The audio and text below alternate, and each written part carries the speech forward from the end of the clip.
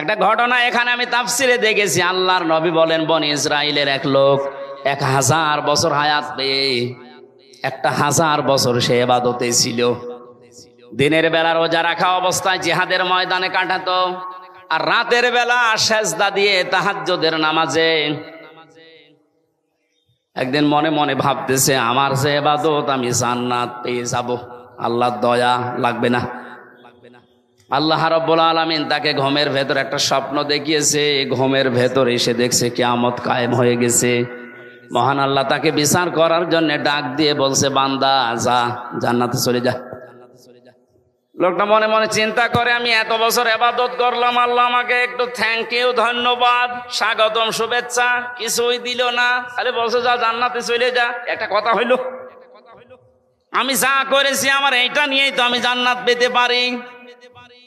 আল্লাহ তার মনের অবস্থা বুঝতে পেরে ডাক দিয়ে বলে, বান্দা ফেরেশতারা একে নিয়ে জাহান্নামে যে জায়গায় গরম ওঠে ওই জায়গা দিয়ে একটু ঘুরিয়ে নিয়ে আয়। ওখান থেকে ঘোরাচ্ছিল, হঠাৎ করে দেখে পানির পিপাসায় তার কলিজা ফেটে যায়। বলে, ফেরেশতারা আমার একটু পানির ব্যবস্থা করে দাও।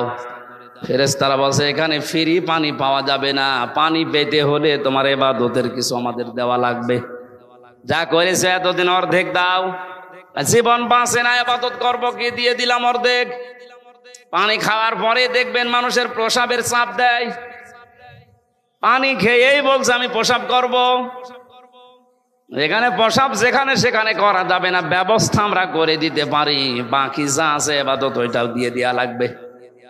বলে, আমার এদিকে সহ্যের বাইরে চলে যায়, করব কি, ওটা যা দিয়ে দিলাম। আমার আল্লাহ এবার ডাক দিয়ে বলে, বান্দা 1 গ্লাস পানি ভেতরে ঢোকাইলে আর 1 গ্লাস বের করে ফেলে দিলে,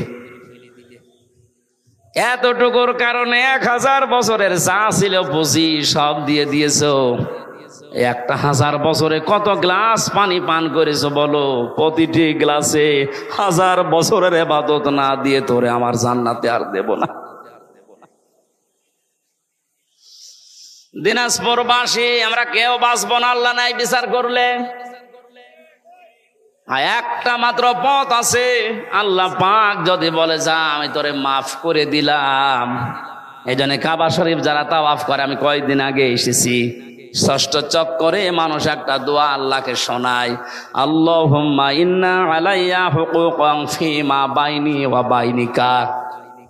কাবা সামনে নিয়ে বলছে, রব্বুল আলামিন তুমি আমার মালিক, আমি তোমার গোলাম, তুমি মালিক হিসাবে আমাকে যা দেওয়ার দুনিয়ায় সব দিয়েছো, আমাকে নেই থেকে তুমি হামজা বানিয়েছো।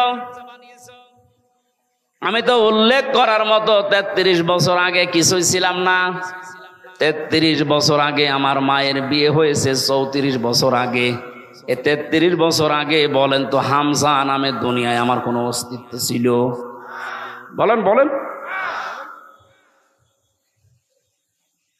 বাবা মায়ের বিছানায় ছিল, এই জন্য ওখান থেকে আমার আল্লাহ 4 8টা জিনিস বানিয়েছিল। বিজ্ঞান আজ প্রমাণ করছে, ফালে ইয়ানজুরিল ইনসানু মিম্মা খুলিকা মিম্মা দাফিকি ইয়াখরুজু মিন বাইনিস সুলবি ওয়াত তারাইব। আল্লাহ পাক বলেন, নজর করে না মানুষকে, তার জন্মের দিকে কি জিনিস দিয়ে আমি আল্লাহ তারে বানালাম। বাবার স্ফলিঙ্গ দিয়ে দ্রুত গতিতে যে পানিটা বের হয়ে চলে আসে, এখান থেকে 40,000 মানুষ তৈরি হওয়ার ক্ষমতা ওই বীর্যের ভেতরে থাকে। এগুলো যেতে থাকে মায়ের রেহেমের ভেতরে, জরায়ুর দেয়ালের সাথে ধাক্কা লেগে হয়তো অনেকে পড়ে যায়, শেষ পর্যন্ত যেতে পারে না। আমি আল্লাহ দয়া করে তোকে ওখানে পাশ করিয়ে হামজা বানানোর জন্য পৌঁছিয়ে দিয়েছি। ওখানে যাবার পরে মায়ের যে নাপাক পানিটার থলি ছিল, ওইটা দিয়ে বাবার এইটা দিয়ে আল্লাহ 4 4 8টা জিনিস বানান, চুল, রগ, হাড় আর পর্দা, রক্ত, গোশত, চর্বি আর চামড়া।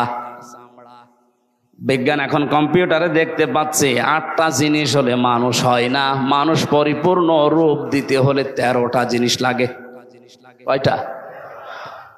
আল্লাহ যে রব নাম নিয়েছেন, কুল আউযু বিরাব্বিন নাস পড়েছিলেন, হযরত ওমরের পড়তে দেরি হতো এই কারণে যে আমি মানুষের রবের কাছে আশ্রয় চাই। রব মানে প্রতিপালক, লালন পালনকারী।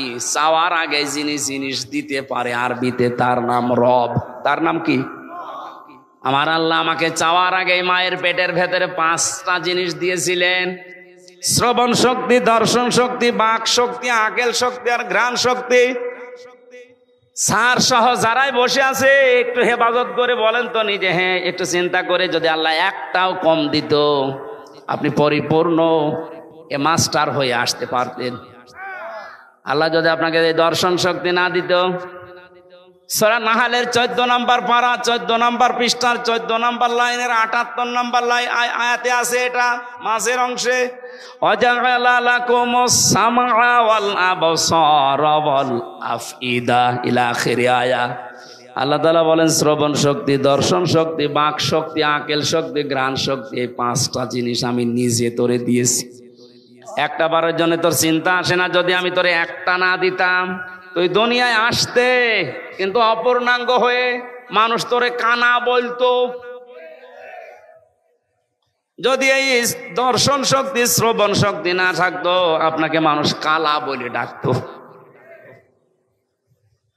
যদি বাক শক্তি আল্লাহ না দিত, আপনি বোবা হয়ে আসতেন, মানুষ বোবা বলতো। এরকম বোবা আসে না দুনিয়ায়? এই জন্য কাবার সামনে নিয়ে বলা লাগছে, আল্লাহ আমি তো নেই থেকে পর্যন্ত এসেছি, তুমি আমাকে যা দেওয়ার সবই দিয়েছো, কিন্তু তুমি তো আমার মালিক, আমি তোমার সার্ভেন্ট, ভৃত্য, গোলাম, দাস, বান্দা যাই বলেন, আমি তো তোমাকে কিছুই দিতে পারলাম না। আজ তোমার ঘরে এসেছি সে বাংলাদেশ থেকে, কাবার সামনে নিয়ে বলছি, মালিক আমার একটা পুঁজি আছে, তুমি আমারে মাফ করে দাও। সর্বশেষ এইটাই বলা লাগে।